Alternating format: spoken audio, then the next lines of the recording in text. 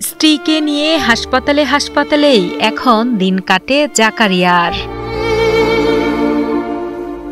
একসময় মাত্র ১৪,০০০ টাকা বেতনে চাকরি করলেও ক্যান্সারে আক্রান্ত স্ত্রীর সেবা করতে গিয়ে হারান সেটিও। এখন নিজের জমানো অর্থ আর অন্যের সাহায্য নিয়েই চলে স্ত্রীর ব্যয়বহুল চিকিৎসা। ইতোমধ্যে ৭ লাখ টাকা খরচ হয়ে গেলেও এখনো সুস্থ করতে পারেননি প্রিয়তমা স্ত্রীকে। বর্তমানে অনেক কষ্টে অসুস্থ স্ত্রী আর ৪ বছর বয়সী সন্তানকে নিয়ে দিন যাচ্ছে তাদের। ছোট্ট সন্তানের জন্য প্রতিটি মুহূর্তেই বাঁচার স্বপ্ন দেখছেন মা হালিমা, কিন্তু অর্থের সীমাবদ্ধতার কারণে সেই স্বপ্ন ক্রমেই ফিকে হয়ে যাচ্ছে। আমার বাচ্চারা আজকে দেখি না, ১৫ দিন হয়ে গেছে বাচ্চারা চোখে দেখি না। ১ মিনিট আমার ছাড়া থাকতে পারতো না। আমি একটু আমার সন্তানের জন্য বাঁচতেছে। আমি ছোটখাটো একটা চাকরি করতাম, ১৪-১৫ হাজার টাকা বেতনের একটা কার্টুন ফ্যাক্টরিতে।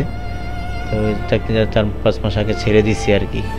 ওরও বাবা মা নাই, আমারও বাবা নাই, আমাদের দেখার মতো কেউ নাই আর কি। এই জন্য চাকরিটা আর ইচ্ছে করতে পারি নাই। চাঁদপুর সদর উপজেলার বাসিন্দা হালিমা আক্তার। স্বামী ও ৪ বছরের কন্যাকে নিয়ে ভালোই চলছিল তার সংসার। ২০২৫ সালে হঠাৎ অসুস্থ হয়ে চিকিৎসকের কাছে গেলে পরীক্ষা নিরীক্ষার মাধ্যমে জানা যায় তিনি পাকস্থলী ক্যান্সারে আক্রান্ত।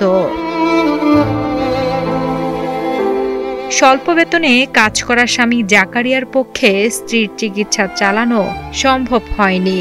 সে সময় চরম অসহায় অবস্থায় তিনি ফেসবুকে একটি হৃদয় বিদারক পোস্ট দিয়ে দেশবাসীর কাছে সাহায্যের আবেদন জানান। সেই মানবিক আবেদনের প্রতিক্রিয়ায় পাওয়া অর্থ এবং পরিবারের কিছু জমানো টাকা দিয়ে গত ১ অক্টোবর হালিমার পাকস্থলী অপারেশন করা সম্ভব হয়।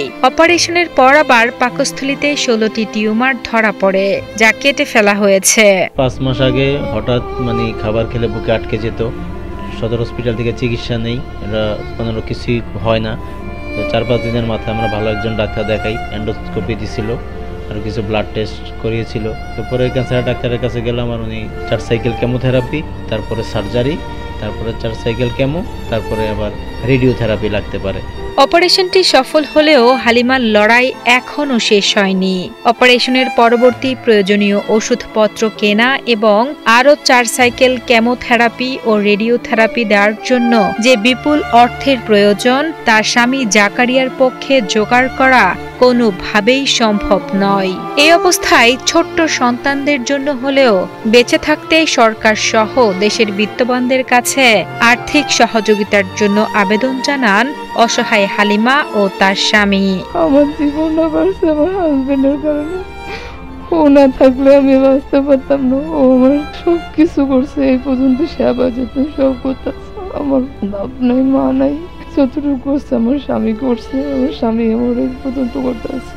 আমার স্ত্রীর জন্য বাকি চিকিৎসাটা যাতে করতে পারি, সবার একটু সহযোগিতাও চাই এবং সবার দোয়া চাই, যাতে আমার স্ত্রীটা সবার দোয়ায় সুস্থ হয়ে যায়, বাচ্চাটা তার মাকে যাতে না হারায়।